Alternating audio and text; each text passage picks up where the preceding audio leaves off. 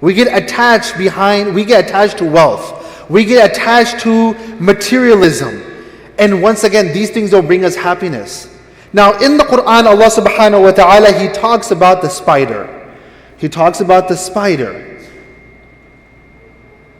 He says, مَثَلُ الَّذِينَ اتَّخَذُوا مِن دُونِ اللَّهِ أَوْلِيَاءَ كَمَثَلِ الْعَنْكَبُوتِ. The people who do shirk, مَثَلُ الَّذِينَ اتَّخَذُوا مِن دُونِ اللَّهِ أَوْلِيَاءَ كَمَثَلِ الْعَنْكَبُوتِ. It is like the house of a spider. Now we know the house of a spider is what? It's simply a web, right? Now, but what is Allah subhanahu wa ta'ala trying to talk about here? What is He trying to convey to us here? The spider the web of a spider is such that in itself is weak. Okay, it's weak. I see a spider web in the corner of my garage. I take a blower and I blow it away. It's gone. It doesn't exist anymore. But have you ever seen a fly that gets stuck into the web of a spider? Have you ever seen an insect escaping from a spider web? You will never see that. Because once it gets attached, it can never escape. Allah subhanahu wa ta'ala is talking about these people who are committing shirk. That these people are so attached to them that they cannot disassociate themselves. They're just like a spider web. Now Allah subhanahu wa ta'ala, now we don't commit shirk, alhamdulillah. But in our context, what would that mean? How can I take a lesson from that? What Allah subhanahu wa ta'ala is saying is that don't ever get attached to something so much. Because when you get attached to something so much, and that gets taken away from you, that brings you depression. That brings you depression. If there is one that you really need to connect yourself with, and you need to attach yourself with, it is only and only Allah subhanahu wa ta'ala. As long as you connect yourself with Allah, you will never be in a state of misery. Now, in the Quran, there are a few things that, in Islam and in the Quran, we find that there are a few things that we can do to overcome depression. First thing is that we have to be firm. Like, in the Quran, Allah subhanahu wa ta'ala, He says about a tree, right? أَلَمْ تَرَ كَيْفَ ضَرَبَ اللَّهُ مَثَلًا كَلِمَةً طَيِّبَةً كَشَجَرَةٍ طَيِّبَةٍ أَصْلُهَا ثَابِتٌ. We talk about the tree in the Quran, right? The good word, La ilaha illallah, is like that tree. Like, one thing that we don't realize is that when we go outside and we see these trees, we think that this is the tree that Allah subhanahu wa ta'ala is talking about. Actually, if you go to Medina, like we know for a fact that in the Quran, the only thing that Allah would talk about is something that the Sahaba are directly associated with. So when Allah talks about a tree, He's not talking about any tree. The tree that He's talking about in particular, according to some ulama, is specifically the palm tree. Now when you go to Medina and you see palm trees, first of all, palm trees are extremely firm in the ground. Not only that, but when you see a palm tree, the leaves of the palm tree is spurting out. Allah subhanahu wa ta'ala says, وَفَرْعُهَا فِي السَّمَاءِ. The branches are spread into the sky. They're spread into the atmosphere. But not only that, but when you look at a date palm tree, it doesn't matter what season it is. Have you ever been to Saudi and heard that this is not the season of dates? You can't buy any dates. Have you ever heard that? You never heard that. Why? Because a date palm tree always bears dates. It always gives dates. This is what Allah subhanahu wa ta'ala is talking about here. There is a tree that is firm in the ground. Its branches are scattered in the atmosphere. And not only that, تُؤْتِي أُكُلَهَا كُلَّ حِينٍ بِإِذْنِ رَبِّهَا. You benefit from its fruits all year long. Allah is talking about a palm tree. Allah is saying that when I associate myself, when I say La ilaha illallah, when I make dua to Allah subhanahu wa ta'ala, when I call out to Allah, La ilaha illa anta subhanak, inni kuntu min al-zalimin, then I am making my iman firm, just like this tree is firm within the ground. And as long as this tree is firm in the ground, then inshallah it will bear fruits. And as long as we are firm within ourselves in the times of depression, in the times of misery, if I continuously make dua to Allah subhanahu wa ta'ala, then inshallah Allah will bring khair out of the misery that we are going through. Allah will bring good times after the times of difficulty and after the times of tribulation. The next thing is that why is depression caused? Or why does a person get depressed? For one of the reasons is that when you are working so hard and you are expecting a result, you work so hard at work, and you work hard and you work hard, and you're thinking that, you know what, everything is going well. Your expectation is what? That I'm going to go to work, things are going to be normal, things are going to be smooth, I'm going to come back home. That is what your expectation is. But then you go to work one day, and you find out that your boss has been replaced. And now there's a new boss. And that boss is such a pain for you. Okay, he or she does not like you. They give you extra work. Something that you never expected, right? That will also cause depression to someone. Now, what's the solution to that? The solution is what? Insha'Allah. When we have been taught as Muslims to say Insha'Allah, what am I saying when I say Insha'Allah? I'm putting my entire life in the hands of Allah subhanahu wa ta'ala.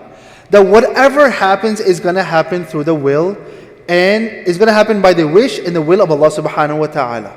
This is what Insha'Allah is all about. Today we don't understand what Insha'Allah means. When I say Insha'Allah, when a Muslim says Insha'Allah, they're saying that my life is in the hands of Allah subhanahu wa ta'ala. The last two things I would tell you to do just to bring some happiness to yourself. If you're going through a rough time in your life, two more things that you can do to bring happiness to yourself. We talked about dua, we talked about being firm. The third thing that you can do, bring a smile to someone else. Put a smile on someone else's face. How can you do that? By getting involved in charitable organizations, or getting involved in helping the poor people. You know, when a person gets depressed, you don't want to talk to anyone. You want to be lonely. You want to be on your own. You try to watch TV to get over your depression. Some people, they resort to drinking to get away from their depression. There are some people who resort to drugs to get out of their depression. But that only puts them in more depression. One of the best ways is when you help someone out, Allah will help you. This is the hadith of Prophet sallallahu alaihi wasallam. Wallahu fi auni al-abd ma kana al-abdu fi auni akhi. As long as you put a smile on someone else's face, Allah will put a smile on your face. When you relieve someone of their misery and their difficulty, Allah will relieve you and alleviate your miseries and your difficulties. When you see someone smiling, when you see someone smiling because you helped them out, or someone says to you, Jazakumullah khair, or someone says, thank you so much, may Allah bless you, that will bring you happiness. The last thing that you can do. There are three things I shared with you. The last thing. If you are ever going through a difficult moment, never and ever keep that to yourself. Share it with someone else. Talk to someone else. Communicate it with someone else. If you sit there, when you see people who commit suicide, why do they commit suicide? Because they have no one to talk to about their problems. So what do? They feel like that if I have no one to talk to and there's no one existing in the world around me, I'd rather just commit suicide. Now, when you look at people who step away from suicide, think about this. When you see people, like imagine there's a guy the police are called. There's a guy who's on the bridge who wants to commit suicide. The people, they come to him, there will be a police officer that will come to him and they will begin to talk to him. They'll come and they'll begin to talk to him. Why are you doing this? And the guy says, just leave me alone. I'm going to do it. I'm going to commit suicide. Leave me alone. He says, talk to me. Tell me what's going on. And then slowly and gradually that person opens up. And then you will see that in most cases, that person would not then commit suicide. He will step away from committing suicide. You know why he stepped away from committing suicide? Because he shared his grief with someone else. When you go to a psychologist or when you go to a therapist, you know what's the first thing they do? They make you lie down. And subhanAllah, I remember one time I was reading the books of fiqh. That one of the things that you can do when you get angry is to lie down. It makes you calm. Now, when you go to a psychiatrist, what's the first thing that they do? They make you lie down, right? They try to create an atmosphere where it is absolutely calm. They tell you, forget about the world that you live in. Right now, it's only you and I. Tell me what's going on. And slowly and gradually. And you know what? If the psychiatrist or the therapist or the psychologist knows that they smoke, they may even give them a cigarette too. You know what? Smoke. Be calm. Tell me what's your problem, and then we'll go from there. Communication is so important. Communication is so important. When you pour out what's in your heart, because in most cases, we keep our emotions bottled up. And it builds up, and it builds up, and it builds up, and then we explode. But what happens is that when you convey, you empty out your heart, then someone can give you. If your heart is like a bowl, think about it, it's like a bowl. If the bowl is full and you don't empty out that bowl, nothing. If there's a bowl of water, you can't add any more water to it. If there's a bowl, like your heart is like a bowl and it's full of misery, there's no good or khair that you can bring to it. But if you empty out that bowl of water, you can replace it with more water. That is what happens when you empty out your heart is now empty. Now if someone tells you any good, if someone provides you solutions, now you can listen to the solutions. Now you'll be able to accept those solutions. So first, the fourth thing is always convey your problem to someone else, someone that you trust, someone who has the expertise and the skills to help you in your situation.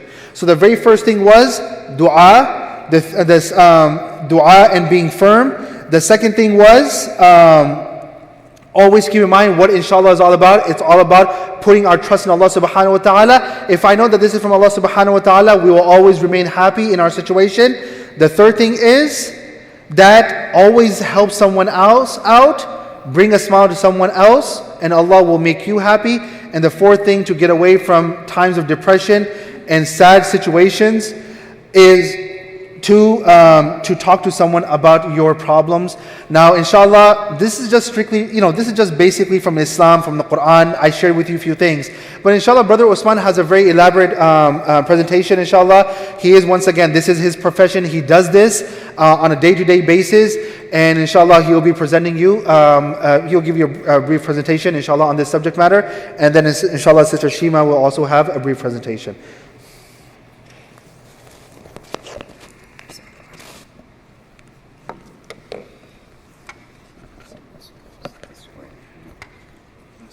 Yeah. That's correct.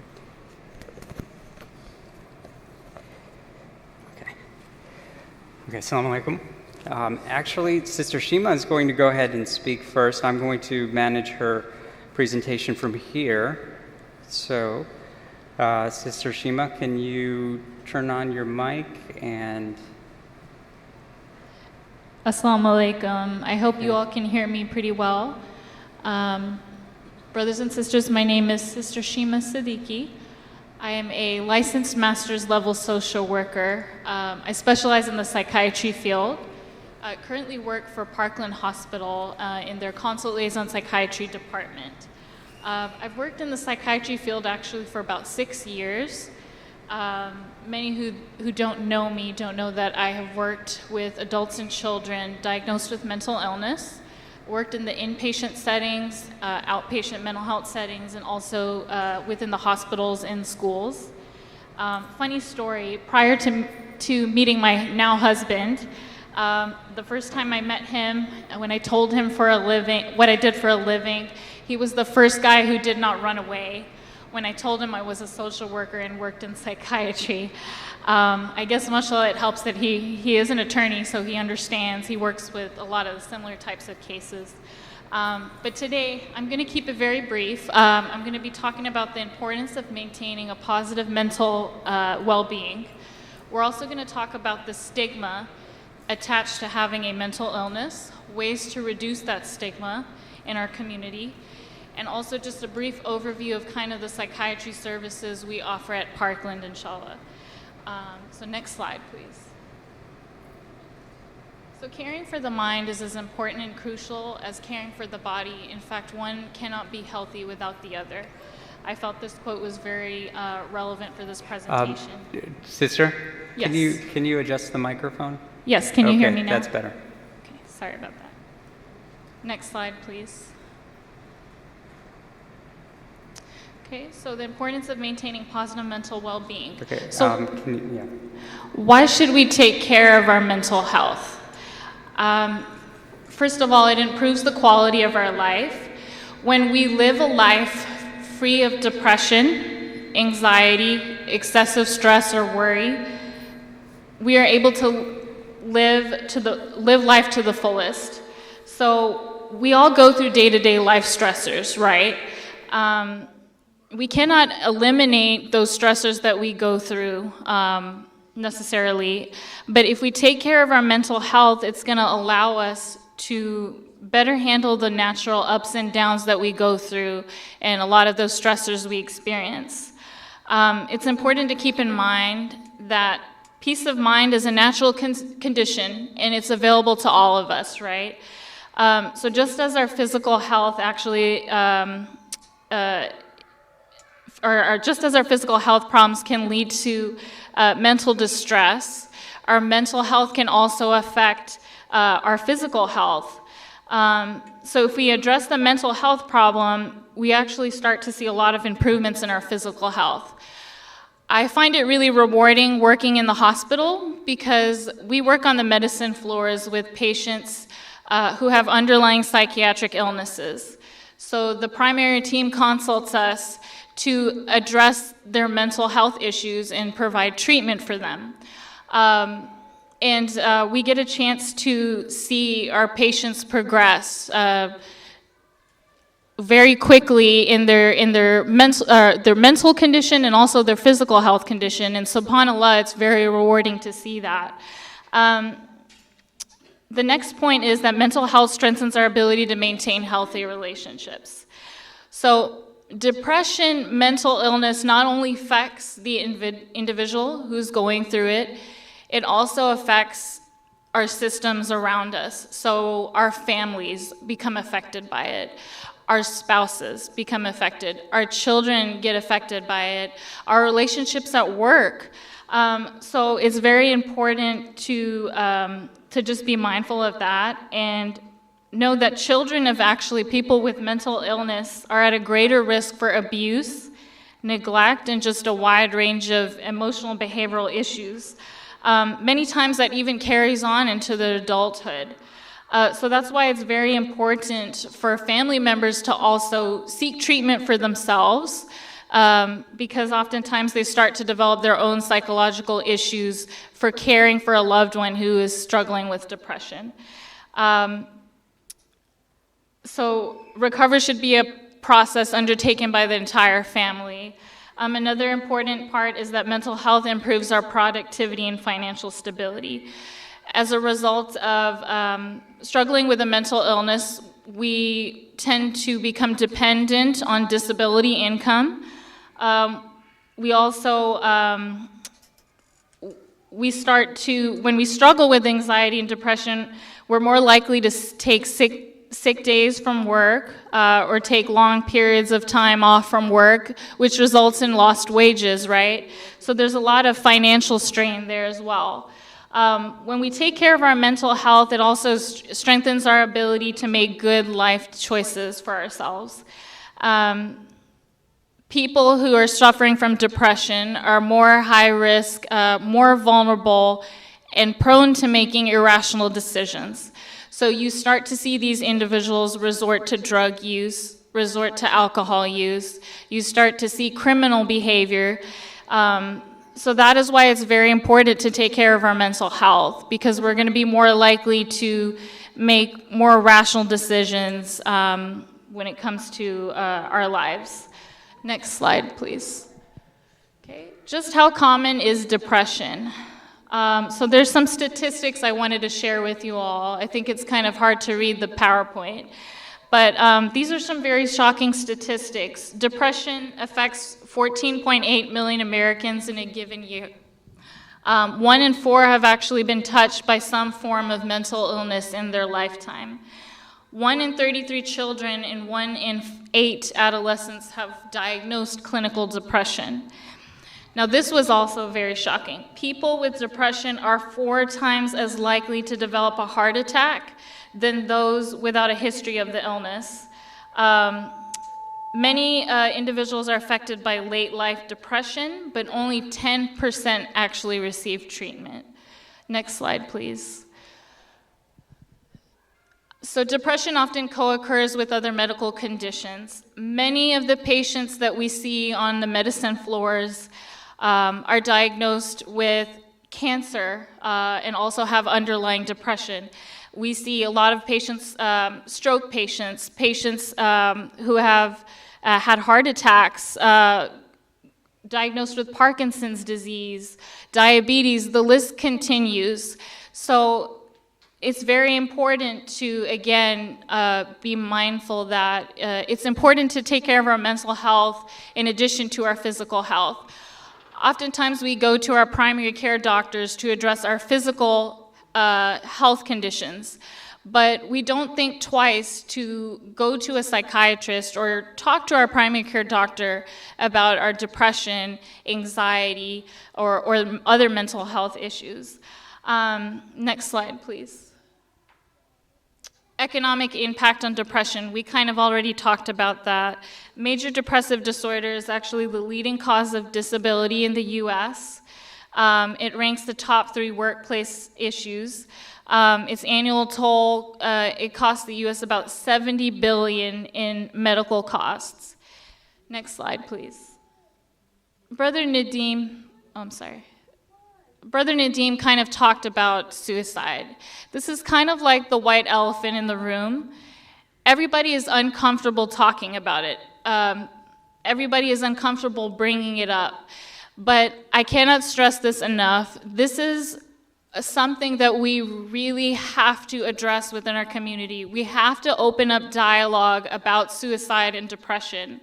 Parkland created this program, we call it suicide screening. Every patient that comes into Parkland goes through a suicide screening. As soon as they are flagged positive for the suicide screening and they are moderate risk of suicide, social workers come in to assess these patients for their level of safety. I have met a lot of patients who have attempted suicide in the past, or they are currently having thoughts of suicide. The number one thing these patients tell me is that they wish somebody had talked to them about how they were feeling in that moment prior to them attempting suicide. They wish somebody had simply asked them about how they were feeling. I think it's important to identify, and Brother Usman will be going into more detail about the signs of depression. Once you start to see a loved one struggling with depression, it's important that you, again, open up that dialogue and not be afraid to talk to that individual about their depression and encourage them to seek treatment. This is why we do what we do for a living, right? Us mental health professionals, psychiatrists, psychologists, therapists, social workers. The resources are available, yet we do not utilize these resources. So again, talking about depression and suicide is very important. Depression is the cause of over 2/3 of the 30,000 suicides in the US each year. Older adult suicides are attributed to untreated, again, and misdiagnosed depression. Untreated depression is the #1 risk for suicide among our youth. The death rate for suicide actually remains higher than the death rate for chronic liver disease, Alzheimer's disease, osteosclerosis, homicide, and also hypertension. Next slide, please. Okay, treatment for depression. So those are some pretty depressing statistics, no pun intended, but here's some uplifting statistics for you all. Up to 80% of patients struggling with depression have actually shown improvement in their symptoms, believe it or not, generally within 4 to 6 weeks of treatment. So when we're talking about treatment, we're talking about psychopharmacology, so medications used to treat depression. We're also talking about therapy. We're also talking about attending support groups. So any combination of these treatments is found to be very helpful. So despite the high treatment success rate, Many still do not seek treatment, unfortunately. Unsuccessful treatment for depression is largely due to treatment noncompliance. So people eventually stopping their medications or not continuing with therapy or not wanting to take that step to seek treatment for themselves. Again, the results of collaborative care, so treating our chronic illnesses along with depression, the statistics are very striking. We start to see a reduction in the average length of stays in the hospitals. We see a reduction in hospital visits, physician visits, and ER visits. For those that don't have private insurance or any type of funding, ER visits are extremely expensive. I can't tell you how many patients come to Parkland in our ER presenting with complaints of just depression and thoughts of suicide. These can very well be managed when we engage in treatment and we seek treatment with a psychiatrist or a therapist to prevent, having to go to the ER or having to constantly go to our primary care physician when we're starting to feel physically ill. Next slide, please. So myths about mental illness, As a society, unfortunately, we have a lot of myths regarding people who are suffering from mental illness. Many people believe that these people never recover enough to become contributing members of society. Not true. I used to work for a private psychiatric hospital. Many of the patients we saw, obviously, were among the higher socioeconomic status. But these people had higher education. They were working professionals. So we saw physicians come in for psychiatric treatment. We would see nurses, teachers, lawyers. We would see all different kind of professionals. My point being is that depression and mental illness affects everyone, regardless of your socioeconomic background, regardless of your culture, your religion, your education level, your gender. It affects all of us. The other myth that people have is that depression's not a medical condition. Yet we have psychiatrists, medical doctors that treat these medical conditions, and yet there are medications used to treat it.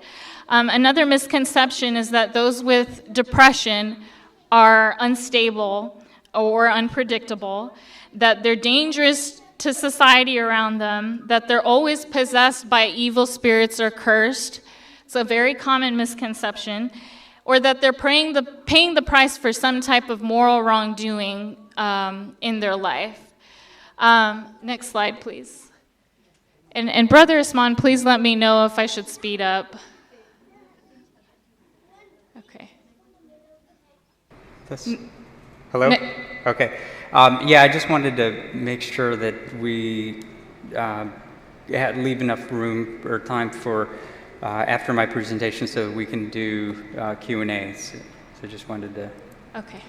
So really quick, I want to show you all a cartoon. If physical diseases were treated like mental illness. It's probably hard to read, but I'm going to just show you one of the cartoons depicted on the screen. So it's an individual talking to somebody who's going through a physical illness, talking to them as if they're somebody who are experiencing depression or some type of mental illness. So you see at the bottom in the cartoon, there's an individual on a hospital bed connected to an IV and a blood pressure machine. And the individual approaches them and says, well, it looks like laying in bed isn't doing you any good. You might as well try something else. There's somebody hovered over the toilet seat, and the individual says to them, have you just tried not having the flu? Again, up in the top corner, there's an individual laying in bed with a thermometer in their mouth, and the individual says, I get it that you have food poisoning, but have you at least tried to make an effort?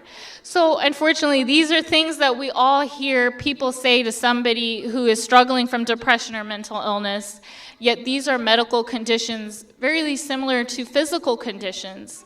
And I think we need to be more sensitive to those that are struggling with depression and some form of mental illness. Next slide, please. Stigma. Next slide. What increases stigma? So lack of empathy for individuals suffering with mental illness, lack of knowledge of the medical condition. From a young age, unfortunately, our children refer to others as weird and crazy, and a lot of these negative labels carry out until our adulthoods, and we start to continue using these types of words towards individuals who are struggling with mental illness or depression. Family and friends endure stigma by making efforts to conceal their loved one's illness from others. How many times do we see that in our community? We're constantly afraid of what other people are going to think of us. We're constantly afraid how they're going to judge us. The media, unfortunately, perpetuates stigma based on negative stereotypes. So individuals with mental illness or depression are viewed as crazy, violent, unintelligent, insensitive, incompetent individuals. So again, the media perpetuates this stigma, which we know is not true. It's not the case. Self-stigma. So individuals start internalizing these stigmas and they develop a why try defeatist attitude. So they give up and they don't end up seeking treatment, or they avoid and suppress their feelings. Next slide, please. Consequences of stigma. So really quick, it leads to a them versus us mentality, right? So we start singling them out, and it leads to increased social isolation. Mental illness, when viewed in a negative light, again, leads to that fear, increased social isolation. And as we know, social support is very key in their recovery.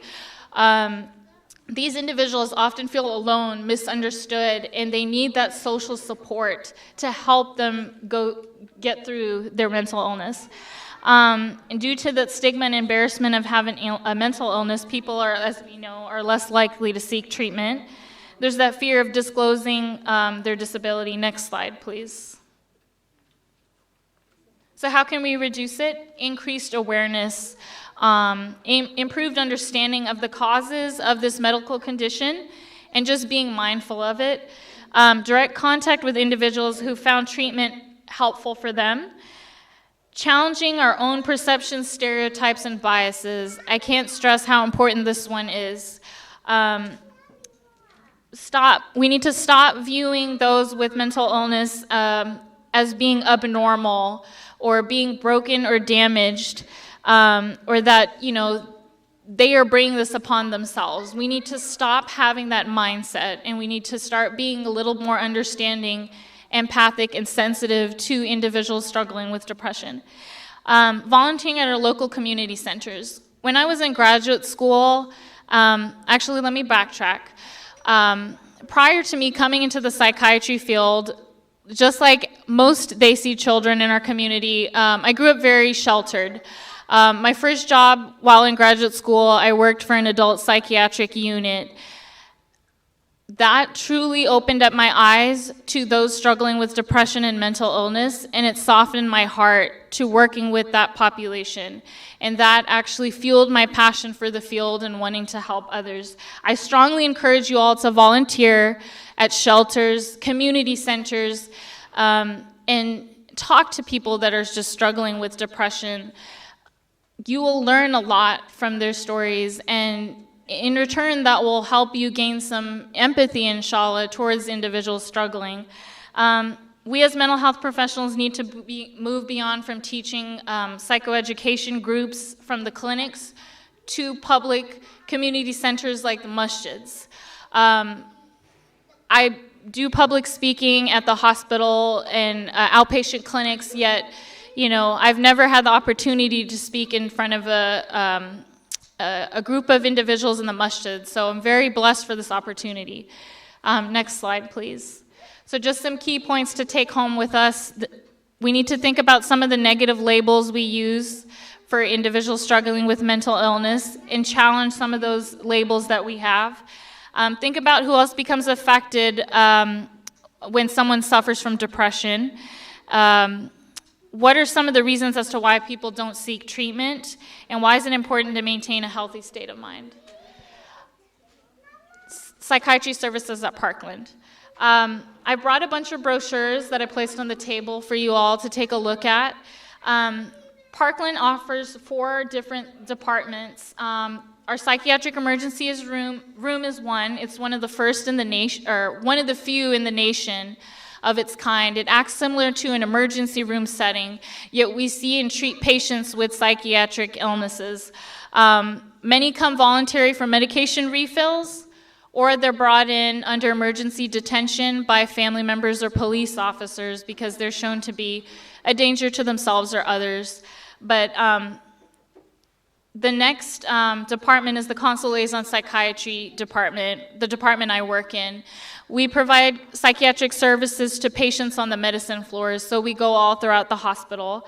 Then there's the inpatient psychiatric unit, which the typical length of stay is 7 to 14 days on average.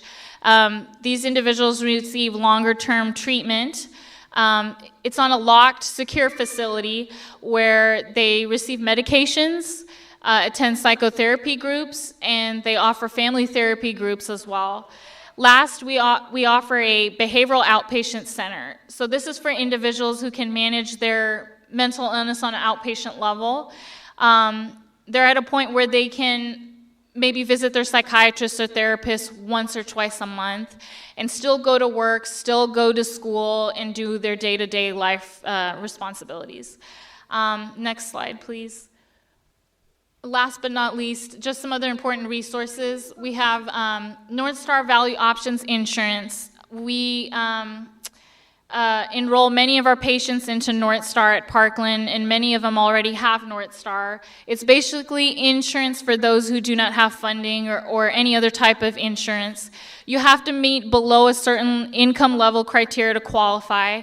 There are North Star funded clinics that can get you enrolled, and I provided a list of those on the table.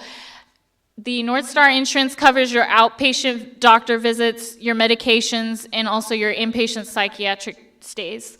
ADAPT Mobile Crisis Hotline is a 24-hour free crisis hotline, completely confidential. It's a mobile service. So unlike any other hotline where you call and speak to someone over the phone, they send a crisis counselor to you.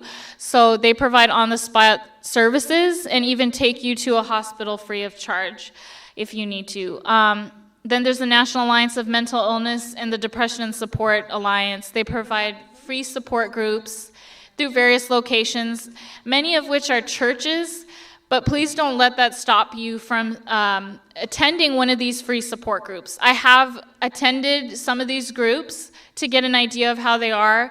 They're non-faith-based and non-denominational, which means they do not bring any kind of verses from the Bible. They do not talk about Christianity.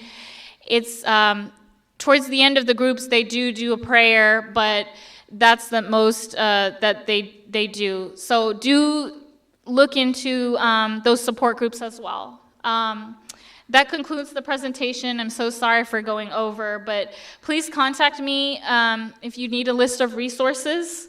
Social workers are pretty much your go-to for resources. We also happen to know a lot of the free resources in our communities. And feel free to pick up any of the flyers on the table. Jazakallah khair.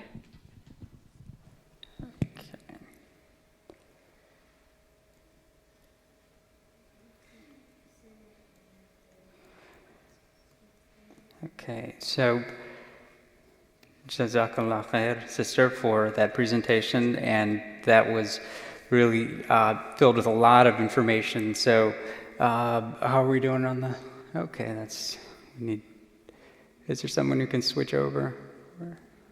Is it up there now? Okay, great. Okay, so I want to leave enough time for you all to have questions, and we can provide answers the best we can.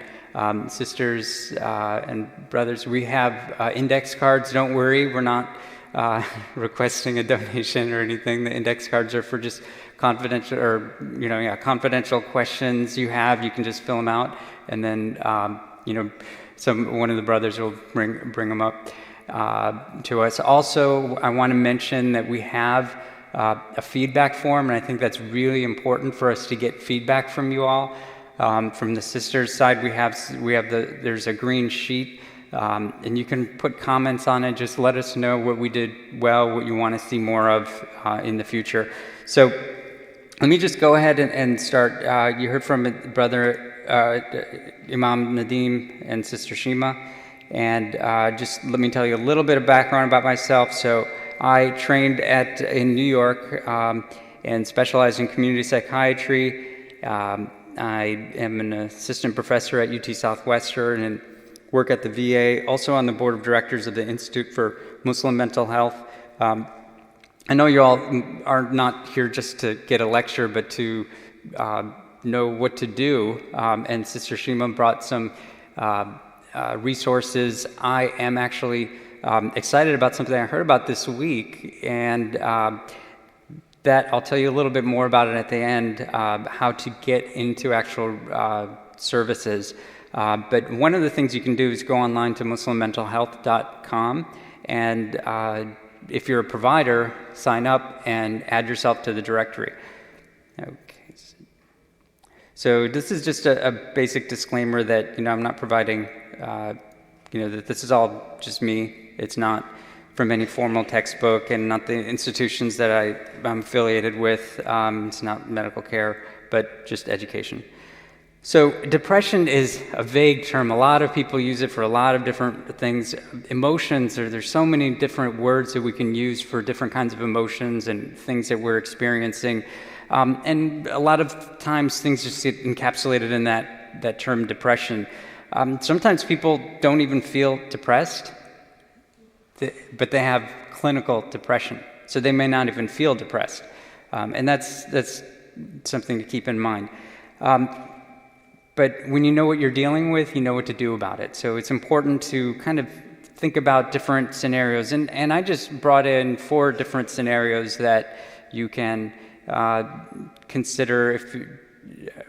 There's many more, and also keep in mind that you could be dealing with one or more of one of the following at the same time.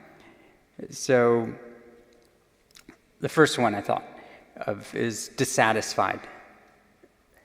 In this situation, you're saying, oh, I'm doing okay, but maybe I could be doing better, more to improve myself, my family, to help my community.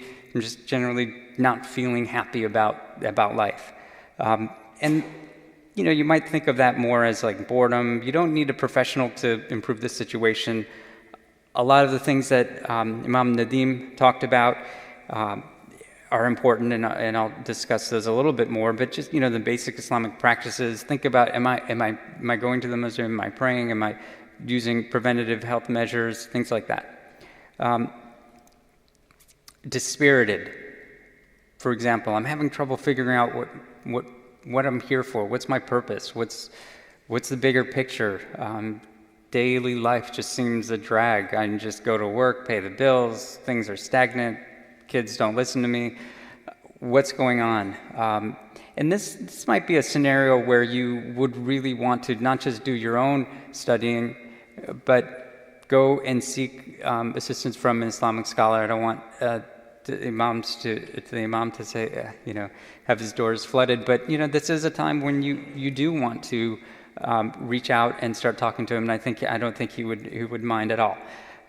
You want to find a mentor, a role model, maybe, and start to get more engaged. The Imam mentioned, you really want to reach out to people when you're depressed in this way. And then there are things that happen in life that are inevitable, that we expect them to happen, but it's tough when they do. Dealing with the loss of a loved one, a significant stressful situation, you're having trouble dealing, and your daily responsibilities are really difficult to manage, not really taking care of the things that you really need to do. And you might actually be feeling very anxious too, nervous, worried all the time. And you want to ask yourself, am I functioning the way I used to? This is where you might want to seek some professional support and think about this very seriously, because you are at risk for starting to develop a physical illness or a mental illness. And some people get distressed, and they have the most significant stressors, refugees, or they don't. I mean, some people who are displaced from their homes or going through horrible persecution, they don't always get distressed. Some people who are going through relatively less significant stressful situations, they get much more distressed. It's okay. If you're at that point, it doesn't matter what got you there. The question is, what can you do to get out of it? So don't sort of judge yourself that, I shouldn't be feeling this way. And then this is the more, if you're feeling dysphoric, that means you're feeling sadness, a sadness inside. You can't find pleasure in things. You say, I can't function the way I used to. Just can't snap out of it, no matter how hard I try. And it's not related to anything. Maybe it was triggered by something, but now it's just, your brain is shut down. You just can't function. This is probably, or could be, a major depressive episode, or what we generally, in the general public, we call clinical depression. We'll talk about some of the other symptoms, but if you know someone who's going through this, and you tell them, why don't you just snap out of it? If they're feeling that bad, don't you think they would, if they could just snap out of it? You want to think about your family members. This might not be you, it might be a family member. And you can kind of get annoyed and you say, well, why don't you just get up and fix it? They probably would if they could, because no one likes to feel awful. Just imagine yourself having having the flu, but not having any of the physical symptoms of the flu. And you know how miserable you feel? People don't like to feel like that. So, telling someone, oh, you should just snap out of it, may not be very helpful. So this is what, we mean by clinical depression. As you may know, physicians in the Islamic Golden Age really identified this condition, which is also called melancholia, as a physical problem in the brain, rather than, previously thought by the Greek and Galenic theories as imbalances of blood or bile or phlegm. They classified it more as a mood disorder, and something really that was brought into clinical medicine as opposed and depression as a mental issue rather than something that's a moral or spiritual issue. And now today, we have this social model. There's things in life that can make you depressed. There are psychological things, there are unhelpful ways of thinking that can propagate depression. And when I'm talking about depression at this point, I'm talking about the clinical depression or major depressive episodes. There's one psychological theory that talks about how depression is really a lot of anger that you cannot express, or frustration in the world, and there's no outlet. And so what you do is you kind of psychologically get depressed on yourself and take out that anger on yourself. There's some biological theories, if you've heard of the chemical imbalances in your brain, and it's a lot more complex than that, and I'm going to actually talk to you a little bit about that as well. In psychiatry, in mental health, we use descriptive diagnoses rather than etiologic. And what does that mean? That means that we're not looking necessarily at the brain. When I see someone and I get a diagnosis, I'm not doing an MRI to make a diagnosis. We're looking at describing what's going on with them. And that's important in psychiatry because we're dealing with the mind, and you can't see the mind. So that's why we do that. As soon as we find out the etiology, as soon as we find out what the cause is, that's when we take it away from psychiatry and we give it to neurology, we give it to primary care. Back when syphilis, they didn't know what syphilis was caused by, the psychiatrists took care of them. Once they realized, whoa, you give this person penicillin and they're no longer having to be in the hospital, then psychiatrists no longer took care of them. They were transferred over to neurology. So the goal is to find out what's going on we're not able to really tell what's happening biologically, but there are some suggestive things that there are some changes in the brain that are occurring. So this is the description of major depression. Usually lasts more than 2 weeks of low mood, low interest or pleasure. I should have said low, not interest or pleasure. Sleep disturbance, lack of energy, problems in thought, concentration, self-esteem, feelings of guilt or hope, changes in weight.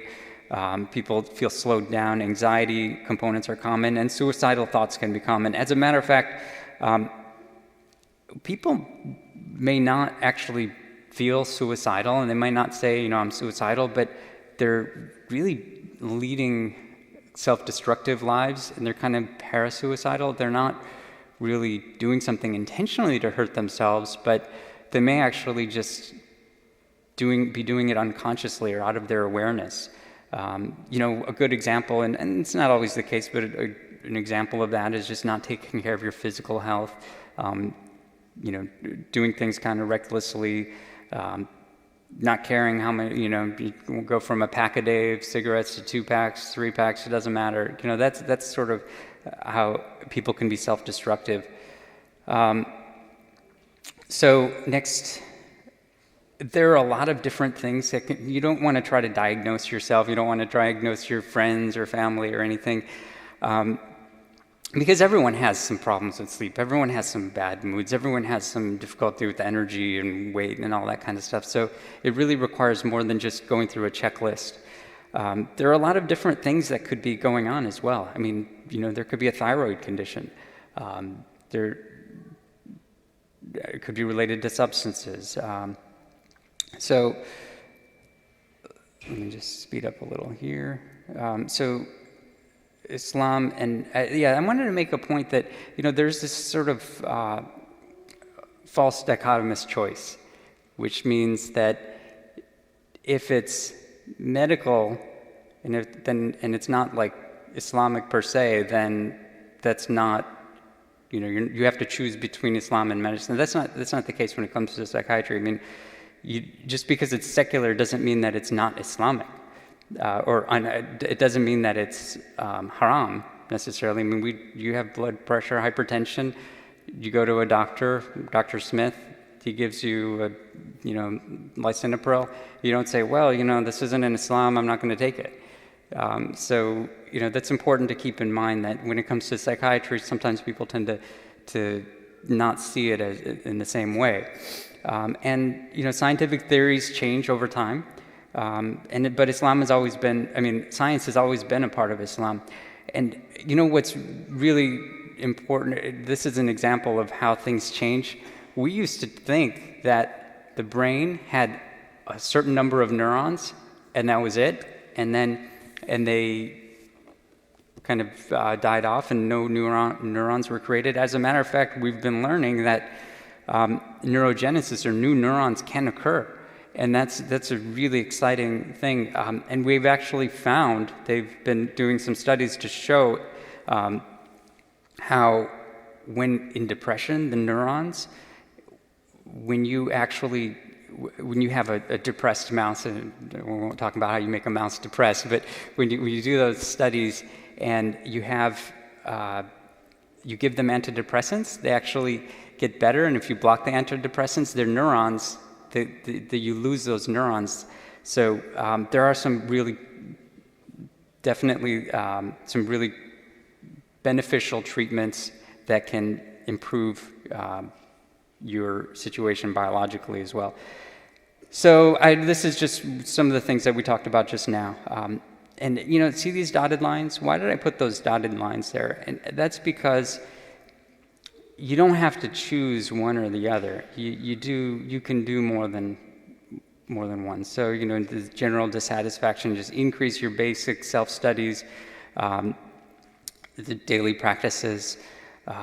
Psychological interventions include just improving skills enhancement, self-care, exercise, etc.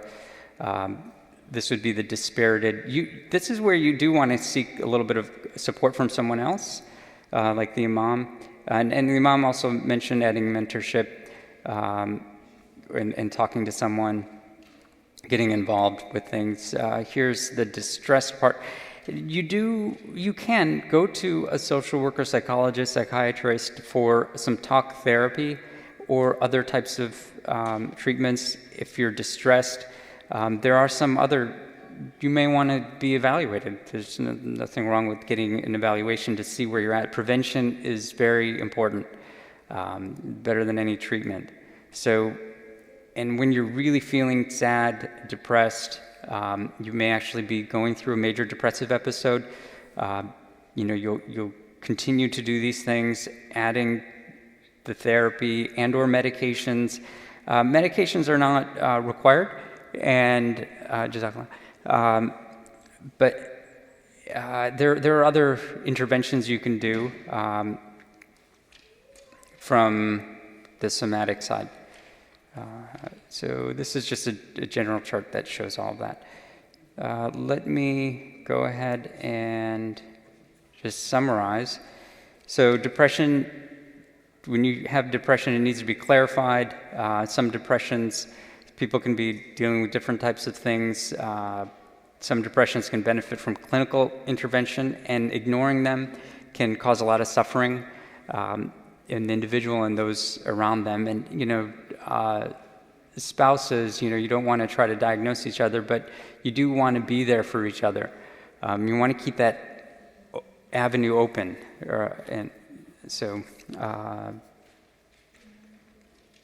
And I promised that I was going to tell you a little bit about something. So I wanted to appreciate all of the volunteers first, and to talk about the resources Sister Shima brought.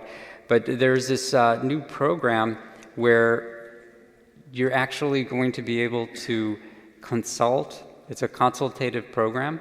It's called the H4 program. One of the sisters initiated and has been working on it, and she's actually said that she was going to launch it on Sunday. So it's a referral program. So she has a list of a lot of providers in the community that will see people, and she's going to interview people and help you kind of get connected with someone if you need it. And so, just this questionnaire, I really appreciate it if you fill it out. You don't have to hand it to me. You can kind of fold it in half or whatever and give it to someone in the back or at the front desk, because I think it's important for us to know where we want to go from next, because this is sort of one of the first education programs on mental health, and I want to know where you all want us to take this next. How can we change the programs? If you want me to talk less, that kind of stuff. So let's go ahead and start with the questions. And I'm going to just go ahead and read one at a time. And Sister, if you want to, are you still there? If you want to chime in, please feel free. I'm so sorry about that. Okay, that's okay. Okay, so someone has bipolar disorder, and it can be very difficult for both the spouses, emotionally and physically, to take care of them. Also very expensive. You love them, and sometimes you end up having to send them away to a care center or nursing home. No, you don't want to send them there. What can you do in this situation? So it's to be called manic depression. So the situation is that a person actually with depression and bipolar disorder, they have episodes. They actually can be doing okay for a period of time, and then they get really worse. And that can be very, very difficult for the family members, and they don't want to send them away, but they want to work with them. That is very possible. There's this new movement called the recovery movement, where we really appreciate the fact that people can live and successfully with their families or function more independently than we used to think. There are so many resources out there that will help you do that. I would definitely, by